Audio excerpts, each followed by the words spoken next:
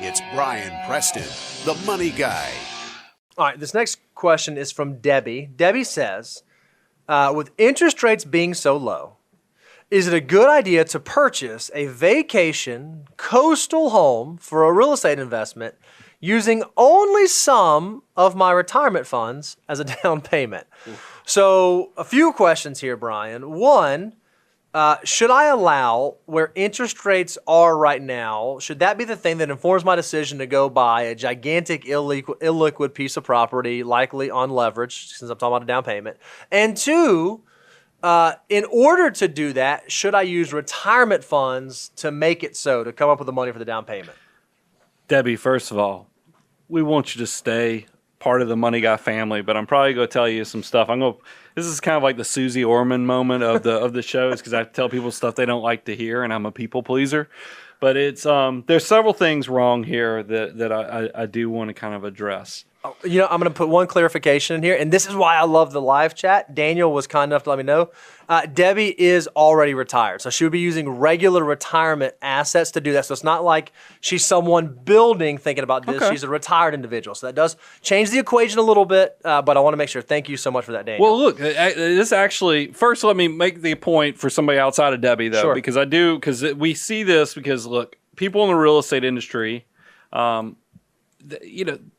be careful if you go ask a real estate agent or a mortgage broker what your house should cost, because they're going to go and they're going to give you the maximum opportunity there. And that might not be, you might be very house rich, very life poor. And we give you guys flexibility on that first house that you can only have to put down 20%, but that doesn't really pertain to your upgraded houses as well as vacation properties. I do want you to be more traditional on that, where you're putting down 20%. But so that's the first thing. And then I definitely don't want you, if you're not retired, it sounds like Debbie is retired, but somebody who's still in the aspirational, you're building your financial assets. I do not want you taking retirement assets or taking, to fund a vacation property, because that is like cherry on top of your Sunday moment. That's not, because realize you have an issue if you reach retirement age and you don't have enough money. That's a big problem. Now, what it sounds like was going on with Debbie, she might be retirement rich, meaning that she has a lot of tax-deferred assets, not a lot of after-tax assets, not a lot of tax-free Roth assets. We see this. We've actually done shows on wealthy people who don't have access to liquid holdings. And it's scary when you go pull money out of a retirement account and you pay ordinary income tax rates, because especially as a retiree, that impacts your Medicare premiums, that impacts your taxability of Social Security. If you're pre-Medicare age and you're on the healthcare exchange, it impacts if you get any subsidies on that. So there's a lot of really ripple effects when you start pulling money out.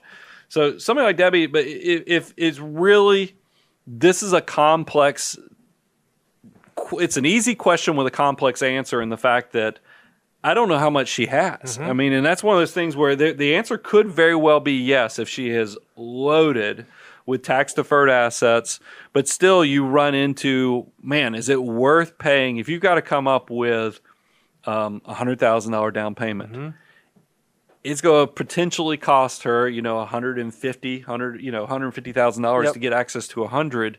Is that okay? Well, and I have two questions too that I would kind of be thinking through. You said with interest rates so low, does that mean if interest rates, instead of being at 3%, they were at 5%, you would not purchase the property, or you would not want to own the property? Because again, I'm of the opinion I would not let macroeconomic things like where interest rates are be the thing that encourage me or discourage me from buying a big illiquid asset. And then here's the second thing, Brian.